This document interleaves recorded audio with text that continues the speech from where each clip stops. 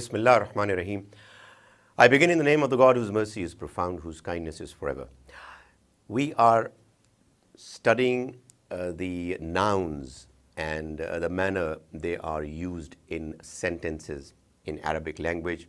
Obviously, the purpose is that we are able to understand the language of the Quran directly.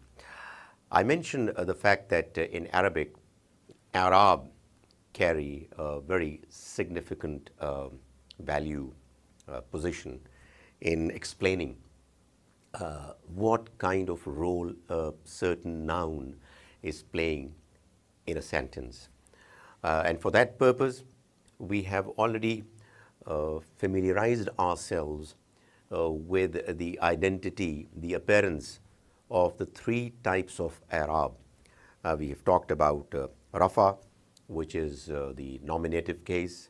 We've talked about Nasab, which is the accusative case. And we've talked about Jar, which is the genitive case. We have seen how they change their appearance when they are used from singular to double or plural, masculine to feminine, etc. We've also discussed the use of Rafa in all the four possibilities wherein a noun takes the form of Rafa, the nominative case. We then started talking about Jar, the genitive case, even though logically it should have come only after the discussion on Nasab, which is the accusative case. But I mentioned that because in the case of Jar, there are only two cases to be discussed, and there is a long list of possibilities in the case of Nasab, the accusative case. We will first take care of Jar and then move on to a longer list of possibilities. So, the discussion on Arab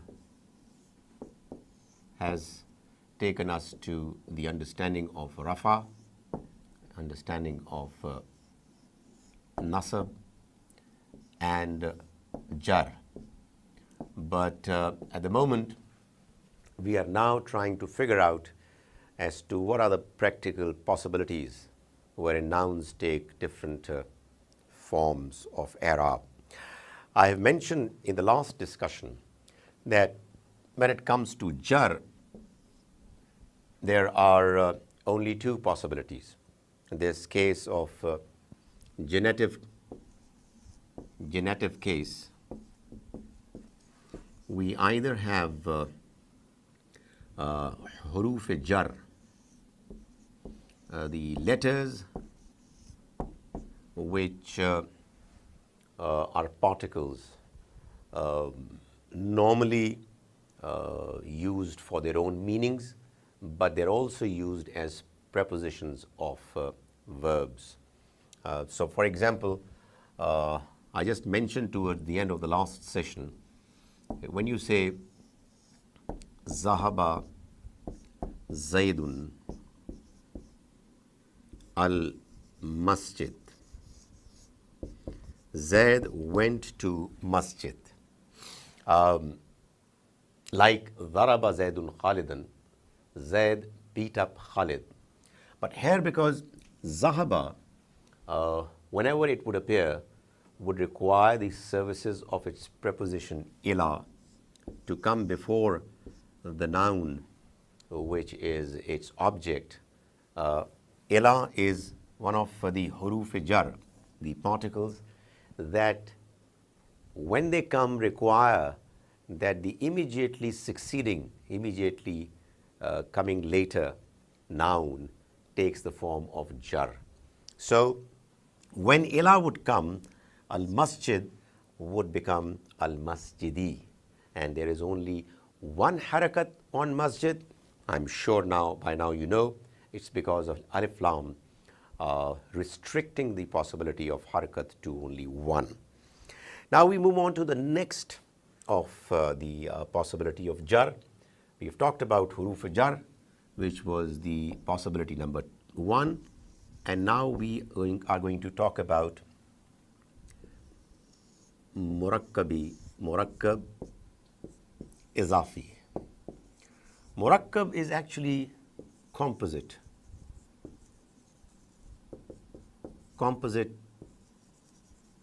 nouns. There are two nouns that put together convey one sense.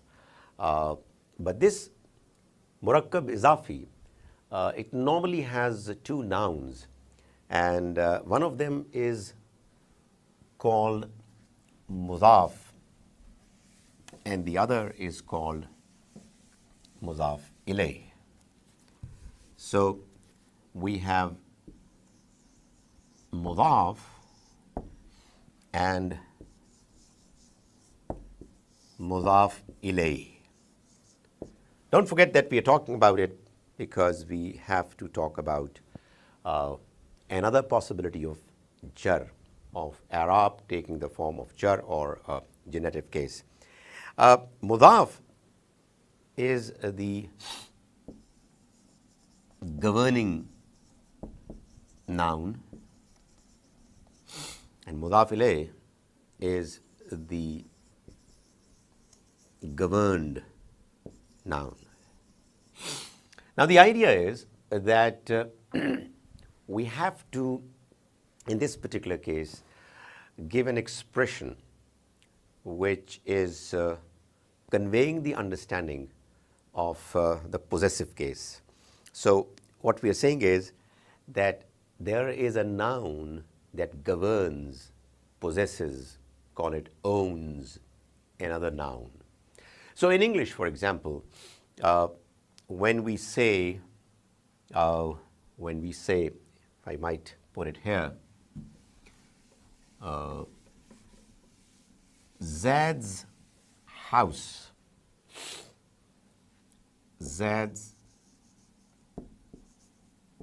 house. These are two nouns, and this particular symbol is obviously our apostrophe, which is actually giving the meaning of Zad possessing, governing, owning the house. In Arabic, what happens is that house, well, obviously, the direction that the English language takes is completely the opposite of Arabic. So in English, you write from left to right, and in Arabic and Urdu and Persian, it's from right to left. But if you go by the English sequence, Zad comes first, and house comes later. Now, Zad is Mudaf, which is the governing noun. House is the one which in Arabic is going to be Mudaf, and Zad is going to be Mudaf Ilayh. So in Arabic, if you look at it, considering that we move from right to left, the sequence is reversed. The house would come first, and Zad would come later. Now, as I said, Mudaf is the governing noun. The governing noun. And Mudaf Ilayh is the governed noun. Now, Bayt is the noun, is the asset, or whatever else nouns can mean, is the one which is owned by Zad. The theory is, the philosophy is, that the noun which is possessed by somebody is the one which has caused the reason for the expression to be used, for the communication to take place. Had there been no house of Zad, there would have been no discussion on the topic. And therefore, the idea is, the logic is, that the mention of house should precede, should come first. And that is what happens in the case of Arabic. Now, what happens is that you have only one harakat on bayt, on mudaf, the governing noun. Now, ordinarily, you have only one harakat when there is alif lam immediately at the beginning of a noun. If there is no alif lam, then normally you have two harakat which are expressed by the understanding of tanween. But when you are talking about mudaf, despite the fact that the noun is not preceded by an alif lam, it has only one harakat, like it is here or here. This harakat, by the way, coming towards the end of a noun is actually the i'rab, showing the i'rab of this noun as well. I am putting over here dhamma, which is in actual fact rafa, not because of any particular reason. Normally, when you do not have any reason, you assume that it's rafa, but you can also put a nasab or a jar here. But the important thing is that in the case of mudaf, it's only one harakat. In actual fact, if you allow me, I could go a step further. It is actually the omission of the sound of noon. You know, if you pronounce baytun, there is a sound of noon. You remove that sound and it becomes baytu. Now you might say, what is the point in saying it like that? Well, very soon you would realize, and probably it makes more sense that we say that a mudaf, the governing noun, whenever it appears, it does not have a sound of noon at its end, towards its end. The reason why we're talking about it is, the whole discussion is because mudaf ilay, the governed noun, always takes the form of jar. That is what the discussion is all about. We're discussing the possibilities of jar, and here is the second possibility, which is mudaf ilay. Whenever there is going to be a composite noun wherein you have mudaf, the governing noun, and mudaf ilay, the governed noun, mudaf ilay, the governed noun, is always going to come in the i'rabi form of jar. It's always going to be in the genitive case. So, baytu zaydin, by its very construction, is going to give the meanings of Zaid's house. So, you know, like when we read in English, Zaid's house, and we look at the apostrophe mark, immediately what comes to our mind is Zaid owns, possesses the house. Likewise, this jar over here, preceded by a noun which has only one harakat, despite it not having an alif lam, is an indication of the fact that it is a composite noun. It's a composite of nouns which has the meaning of possession, and that is what mudaf ilay is all about. And we will take more examples of it, but I hope that we are a little clear about the idea of governing noun, mudaf, and governed noun. Now, let me take you a step further, and to justify what I had only very recently said, that in mudaf, you do not have the sound of noon. Imagine Zaid has two houses, not one.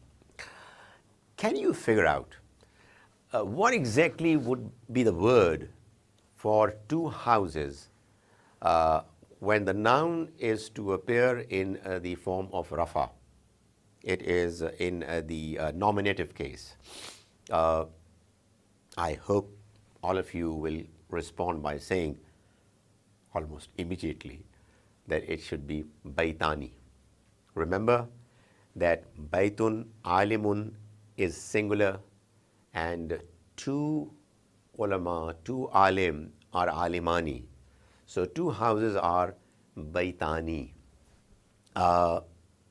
if it would have been nasab or jar, it would have been baytaini. So it's baytani. Now come back to this case. You want to say that Zad's two houses. How would you say that? You would say, let's put it freely first. No compulsions, no tension of how to do it correctly. Just putting down the two nouns, Baitan and Zad. Well, we already know that there is a jar here. But the trouble is that Baitani, when you pronounce it, it has a sound of noon because of noon itself being there. Just remove it because you do not have the sound of noon in the case of Mudaf, governing noun, and what you're left with is Baita Zaidin. Now, alif followed by ta is going to signify, convey the meanings of two houses. Baita Zaidin. You want an example of plural as well? Let's say we want to say Muslims of India. Now, again, what we have is that you will mention the one which is the Mudaf first. Now, this might be a little confusing because I've used of, which could actually be India's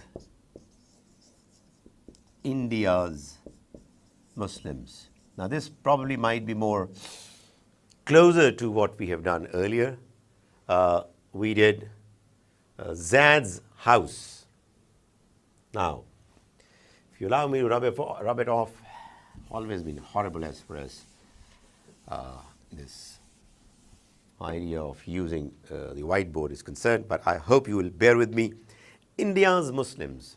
So, when we use it, what we're saying is that we will use Muslim first, which is Mudaf, and India, Al-Hind, then, which is Mudaf ilayh. Now, we know that the plural of Muslims in Arabic would be Muslimuna. The double of Muslim is Muslimani. So, when we say Muslimuna, we will say Muslimun, Al-Hind. So, India's Muslims, we're assuming that when we talk about Muslims, we're talking about Muslim men. Ordinarily, when you talk about both genders together, until very recently, the norm, the tradition was that you would use the masculine gender. So, I'm following that tradition. So, Muslimun al-Hind doesn't make sense because you cannot have the sound of noon in Mudaf, in the governing noun. So, we drop this noon and we are left with Muslimul al-Hind. You might ask why this alif? Well, this is again a convention. When you drop the noon in the plural noun in Arabic, masculine, you put an alif. That's the convention. So, Muslimul Hind is again going to mean India's Muslims. And obviously, the reason why we are discussing all this is that Al-Hind is showing an Arab is in the form of jar, which is the genitive case. So, here we are with an understanding of Mudaf ilayh. Now, Mudaf ilayh is the other possibility why a certain noun will have jar, the genitive case in its appearance. Now, just let me take another interesting, a slightly more complex case wherein what we have is something a little more than what you normally find in the case of Mudaf, Mudaf ilayh, which is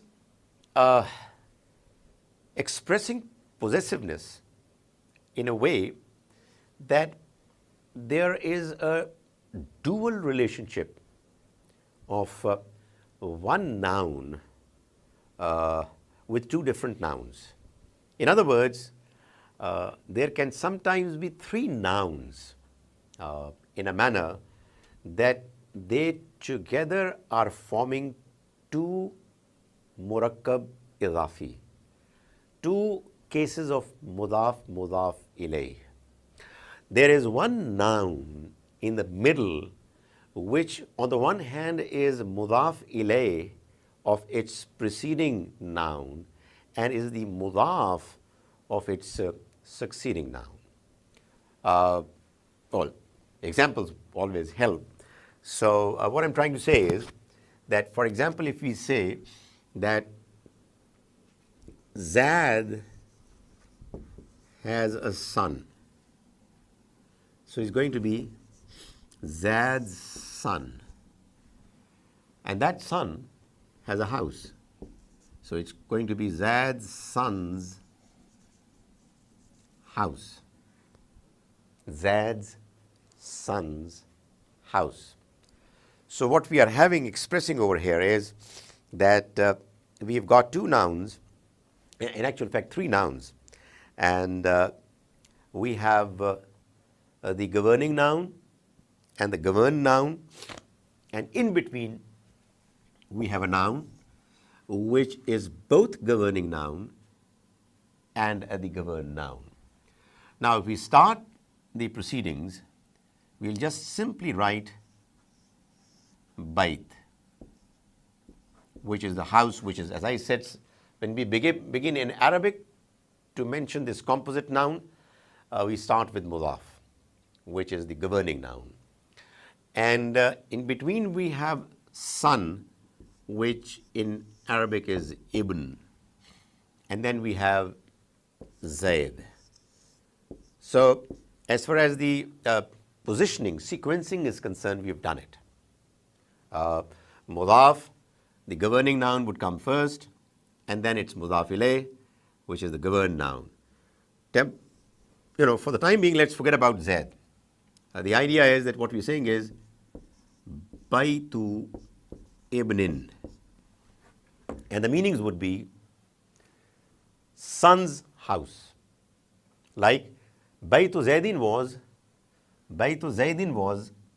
Zayd's house. Baytu Ibnin is son's house. Now, forget about Bayt for the time being, and let's come here. And what you have is Zayd's son, which is Ibn Zaydin. Now it could be, as I said earlier, it could have been Ibn Zaydin, Ibn Zaydin, depending upon what Arab Ibn would take. Here we know for good reasons that Ibn is going to take Jar, so it has Jar. Now, because Ibn is Mudaf of Zayd, it is the governing noun of Zayd, it cannot have the sound of noon coming towards its end. Therefore, it's Ibni Zaydin. You put all three nouns together, what you have is Baytu Ibni Zaydin, Zayd's son's house. So that is how Mudaf and Mudaf ilayh, which is called Murakkab Idafi, that is how it forms its structure, and the Arab are then playing their role. And in this particular case, obviously, we're talking about the Arab of Jar. What we have done as yet, if we recapitulate, we have understood the fact that in Arabic there are two types of sentences. One sentence is where you give information about a noun, jumla ismiya khabariya, and there is another category of sentence which is the jumla failiya khabariya, wherein you have a verb whose information or about which information is provided. Now, when we talk about nouns, we talk about nouns the way they appear, taking one of the three possible Arabic forms. They can take one of the three possible cases when they appear in a sentence. They could either be in the Arabic form of rafa, which is the nominative case, or they could be in the form of nasab, which is the accusative case, or they can be in the form of jar, which is the genitive case. Now, we have talked about all the four possibilities why a certain noun could appear in the form of rafa, Arabic form of rafa. And we have now also discussed the two possibilities why a noun would appear in the form of jar.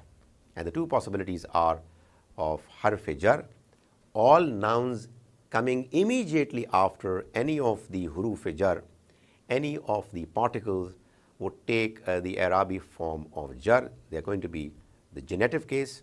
And the other possibility is what we have talked about in this particular session, and that is the possibility that nouns come in the form of composite nouns. They are murakkab izafi, wherein one noun is Mudaf, which is the governing noun, and the other noun is Mudaf ilayh, which is the governed noun.